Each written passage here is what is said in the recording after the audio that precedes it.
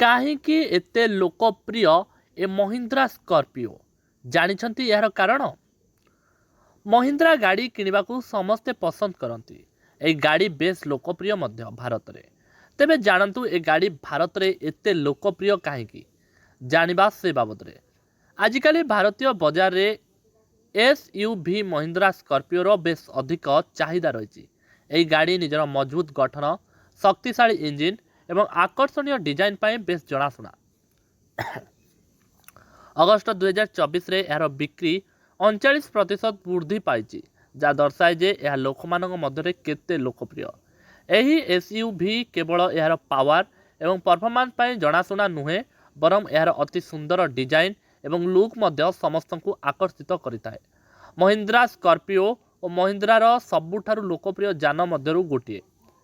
Mahindra Scorpio 2002 ମସିହାରେ ଆରମ୍ଭ କରାଯାଇଥିଲା ଏବଂ ସେବେଠାରୁ ଏହାର ପରଫର୍ମାନ୍ସ, ଡିଜାଇନ୍ ଏବଂ ସ୍ଥାୟିତ୍ୱ ପାଇଁ ଏହା ଭାରତୀୟ ଗ୍ରାହକଙ୍କ ମଧ୍ୟରେ ବେଶ୍ ଲୋକପ୍ରିୟ।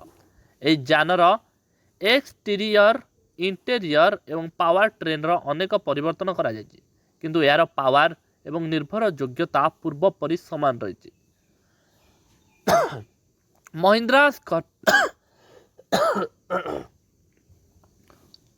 ମହିନ୍ଦ୍ରା ସ୍କର୍ପିଓ ଓ ଭାରତୀୟ ବଜାରରେ ନିଜର ଏକ ସ୍ୱତନ୍ତ୍ର ପରିଚୟ ସୃଷ୍ଟି କରିଛି ଏବଂ ବର୍ତ୍ତମାନ ଏହା SUV ସେଗମେଣ୍ଟରେ ଏକ ପ୍ରିମିୟମ୍ କ୍ୱାଲିଟି ରେଞ୍ଜରେ ଆସିଥାଏ। ମହିନ୍ଦ୍ରା ସ୍କର୍ପିଓ ଦୁଇଟି ମଡେଲ ସ୍କର୍ପିଓ NF ଏବଂ ସ୍କର୍ପିଓ କ୍ଲାସିକରେ ଆସିଥାଏ। ମହିନ୍ଦ୍ରା ସ୍କର୍ପିଓ 2.2 ଲିଟର ଡିଜେଲ ଦ୍ୱାରା ଚାଳିତ ଏବଂ ଏଥିରେ 2.0 ଲିଟର ପେଟ୍ରୋଲ ଇଞ୍ଜିନର ଅପସନ୍ ମଧ୍ୟ ଅଛି।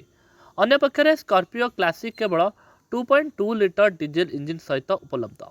ମହିନ୍ଦ୍ରା ସ୍କର୍ପିଓର ମୂଲ୍ୟ 13.85 ଲକ୍ଷରୁ ଆରମ୍ଭ ହୋଇ 24.54 ଲକ୍ଷ ଟଙ୍କା ପର୍ଯ୍ୟନ୍ତ ଯାଏ।